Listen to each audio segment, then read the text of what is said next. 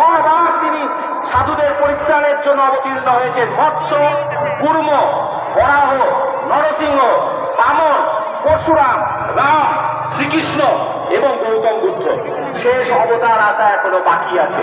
এখনো শুধরে যান, এখনো ধর্মপথে থাকুন, নালে কল্কি অবতার কিন্তু আপনাকে সেই সুযোগ আর দেবে না।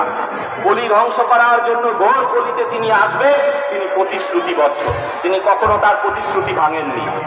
পরিশেষে একটি কথা বলবো, এই ভারত বেরিয়ে আসুক কৃষকের লাঙলের ফলা থেকে, এই ভারত বেরিয়ে আসুক শ্রমজীবীর হাতুড়ির ঘা থেকে, এই নতুন ভারত বেরিয়ে আসুক শিক্ষকদের শ্রেণী পঠনে শিক্ষার্থীকুলের কলরবের মধ্যে দিয়ে।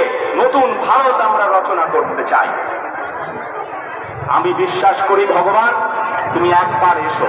তুমি তো ঘুম ভাঙানিয়া, তুমিই তো ঘুম ভাঙিয়েছিলে তারপরে অর্জুনের।